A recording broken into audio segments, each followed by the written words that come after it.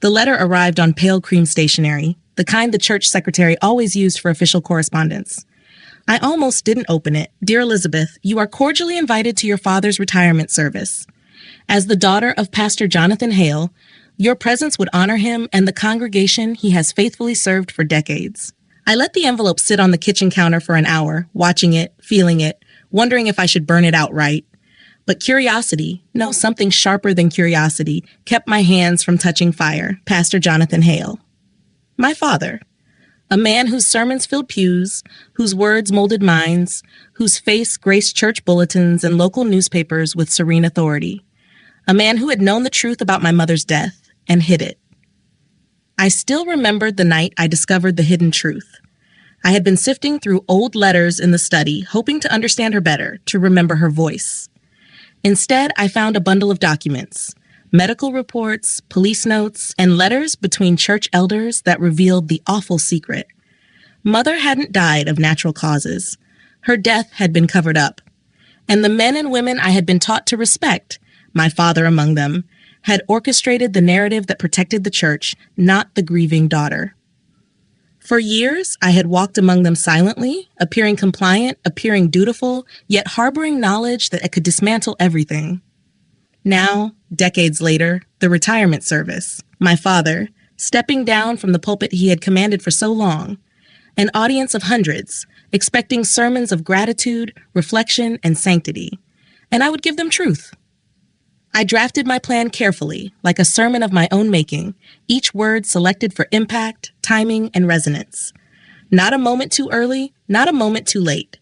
The congregation's faith, my father's reputation, and the sacred myth he had cultivated would all come crashing down in the most public, undeniable way.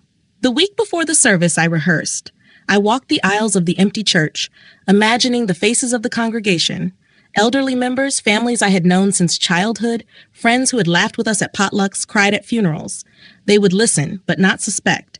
They would feel betrayed, shocked, yet powerless to deny the words. I memorized every phrase, practiced inflection, pauses, emphasis. A sermon, yes, but also a revelation, a dismantling. The night before the service, I couldn't sleep. I sat in my mother's old study, holding a photograph of her smiling in sunlight, her hand in mine. I whispered a promise. This is for you, for the truth you were denied, for justice, quiet but absolute. Morning came. The church was pristine, pews polished, candles unlit, awaiting the ritual of reverence. My father stood at the pulpit, immaculate in his robes, smiling serenely at the early arrivals. He did not know I had arrived. I slipped into a back pew, notebook clutched in my hand. Every word I had rehearsed was ready to strike, but not yet. Timing, as always, was everything. As the congregation swelled and familiar hymns filled the air, I felt the calm before the storm, a quiet, deliberate preparation. Today, the pastor would preach his final sermon, and I, the daughter who had been silenced for years, would deliver my own. Not with anger, not with shouting, but with every carefully chosen word, to be continued. Part 2, the sermon begins. Elizabeth starts delivering her carefully crafted, devastating revelation. Part 2, the sermon begins. The organ hummed softly, filling the sanctuary with a low, resonant tone. The congregation settled into their pews, faces expectant, murmuring polite greetings to one another. My father stood at the pulpit, adjusting his robes, smiling warmly at his parishioners. Every gesture, every familiar motion was a reminder of the trust he had cultivated over decades. I remained in the back, notebook concealed under my arm. Every syllable, every pause, every carefully rehearsed inflection was ready to unfold. The pastor began with the usual words of gratitude, recalling memories of his decades-long service, praising the church's growth, and highlighting the accomplishments of his congregants. Applause followed each pause, polite and automatic. And then, the moment arrived. I rose, slowly, ensuring that the rustle of my movement drew attention. Gasps rippled through the congregation. My father's smile faltered, the microphone picking up the faint click as I stepped toward the pulpit. "Father," I said, my voice calm, deliberate, carrying clearly through the hall. "As you deliver your final sermon, I have a few words of my own, words long delayed, yet finally ready to be spoken." The crowd murmured in confusion. Friends shifted, elders leaned forward, some clutching hymnals as if for protection. My father's hands trembled slightly on the pulpit. I opened my notebook. This isn't about anger. This isn't about malice. This is about truth. I began slowly, tracing the life of my mother in careful detail. Her kindness, her generosity, her quiet devotion to the church, and most importantly, the circumstances surrounding her death. I did not shout. I did not weep. I recited facts, letters, and documents that I had gathered over the years. For years, we have spoken of faith, forgiveness, and grace. Yet there are truths that were hidden from those who loved her most. My mother's death was not natural. It was covered up, and those who should have protected her, the elders of this church, and even my own father, chose silence over honesty." Close quote. The words hung in the air. A hush fell over the congregation. My father's face drained of color, eyes wide with shock. Whispers erupted behind me, then quickly silenced by the weight of the statement. I continued, highlighting the subtle ways the elders and my father had manipulated the narrative, each revelation timed to maximize comprehension without descending into hysteria.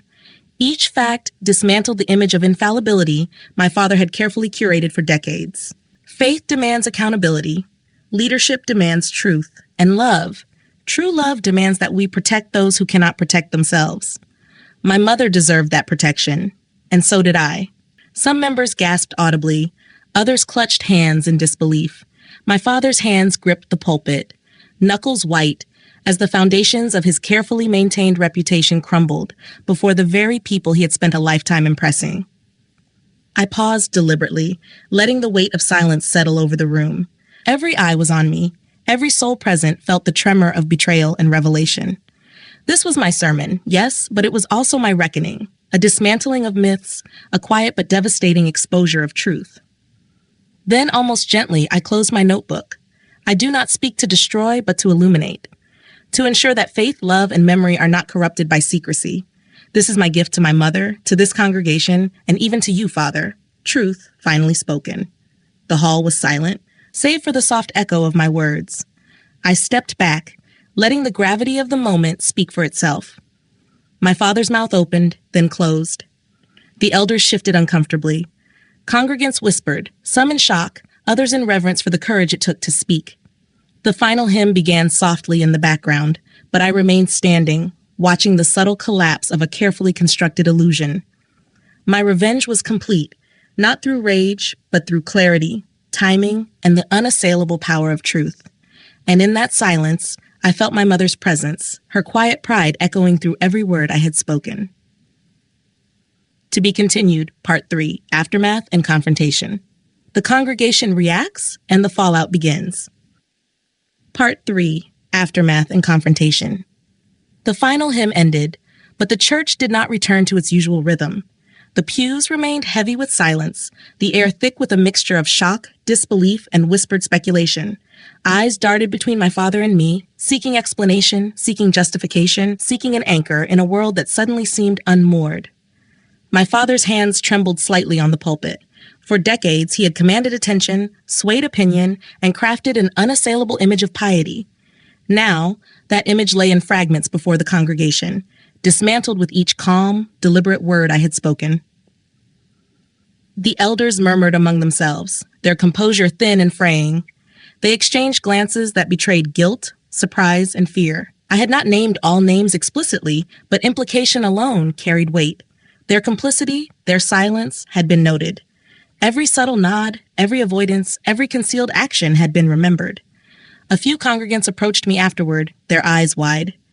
"Elizabeth, I had no idea," one whispered. "We trusted you and your father. How could this have happened?" I nodded solemnly. Faith is powerful, but it is not infallible. Leadership can err, and silence can betray. My mother deserved better. So did all of you in some way.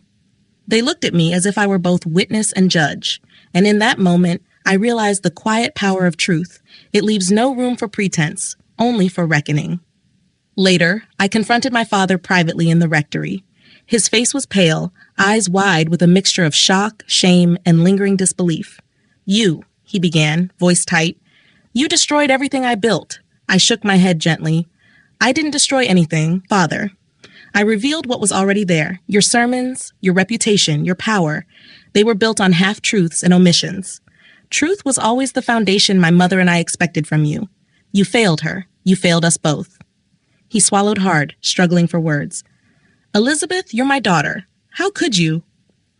"I am still your daughter," I said, my voice soft but unwavering. "But that does not mean I will allow injustice to remain hidden. You had your chance to act with integrity. You chose deception instead." His shoulders slumped. No defense, no anger, only the quiet weight of recognition that his authority, painstakingly curated over decades, had collapsed in front of everyone he valued. In the following weeks, the congregation reacted in various ways. Some withdrew quietly, reassessing the trust they had placed in my father and the elders. Others quietly admired my courage, realizing the strength required to speak truth in such a public, sacred space. I received letters, phone calls, and private visits. People expressed a mixture of gratitude, admiration, and sorrow. Most had loved my father, yet even they could not ignore the revelations. He remained a pastor in title, but the reverence he had commanded was fractured, delicate, and no longer unassailable. Matthew's kind of anger or retaliation would have been loud and visible. My father's, by contrast, was quiet, internalized, and profound. I did not need to fight him with words, because truth alone was an unstoppable force. Each carefully chosen phrase in my sermon had acted like a scalpel, precise and unyielding, and through it all I remained composed, patient, observant, and quietly victorious. By the month's end, the church had begun to heal, slowly. The elders implemented small changes, ensuring more transparency. Congregants asked questions. My father continued his work in quieter tones, humbled, cautious, and restrained. I realized then that the most powerful revenge is not always loud, not always immediate. It is deliberate, precise, and leaves consequences that ripple quietly through every aspect of life. I walked through the empty sanctuary one evening, touching the worn pews, the polished pulpit, the sacred spaces my father had once commanded with ease. Every shadow felt like memory, every echo like acknowledgement. My mother's presence seemed to linger, approving and serene. I had given her justice. I had reclaimed truth, and I had dismantled a myth not with fury, but with courage, clarity, and patience. To be continued. Part 4, Resolution and Reflection. Do you want me to continue immediately with Part 4, where Elizabeth reflects on the long-term consequences, the fractured family dynamics, and the ultimate satisfaction of her quiet but devastating revenge? Weeks passed, and the church began to breathe again, but differently. The pews were still filled on Sundays, yet conversations carried new caution, new awareness. People spoke with more care, with subtle recognition that the foundations they had trusted were not unshakable. I watched from the back of the sanctuary during one service, a soft hymn echoing through the air. My father, stripped of pretense and grandeur, spoke carefully, humbly. His words were still eloquent, still measured, yet the unquestioned authority that had once radiated from him was gone. That was justice, not vengeance born of anger, but revelation born of patience and courage. The elders, too, had changed. They were quieter, more deliberate. Small reforms appeared, increased transparency, private councils to discuss decisions, and an acknowledgement, subtle but unmistakable, of the mistakes they had made. My mother's absence had finally been honored in ways that her life and death deserved. I did not need accolades or recognition. My work was complete. Each act in that sermon, each pause, each carefully chosen word had dismantled illusions, shifted loyalties, and ensured that truth endured. I walked home slowly, past the old oak trees that had shaded the churchyard for decades. I thought of my mother, the life she lived, the strength she never lost, the truth she had been denied. I whispered her name softly, feeling her presence around me, approving and serene. In private, I reflected on my father's quiet reckoning. No one could repair the years of deception entirely, but they could witness truth, and through that, accountability. He would continue his life, humbled and constrained, aware that admiration and fear no longer followed him blindly. And that was enough. Some victories are quiet, almost invisible. They leave no scars, no public spectacle, yet they resonate through time in subtle, irrevocable ways. The congregation would remember the sermon, the dismantling of myth, and the courage it took to speak truth. My father would remember too, not through shameful whispers, but through the calm knowledge that his authority was no longer absolute. I returned to my own life, carrying with me the satisfaction of justice achieved without malice. My mother's memory was honored, her truth restored, and my family's story rewritten. Not by confrontation or anger, but by courage, timing, and unshakable resolve. The last sermon had been delivered, the myth dismantled, and in the quiet aftermath, I understood fully. Revenge need not be loud to be devastating. It need only be precise, patient, and true. I smiled faintly, feeling the weight of closure settle over me like sunlight. The church doors closed behind me, but the truth remained unwavering, eternal, and absolute.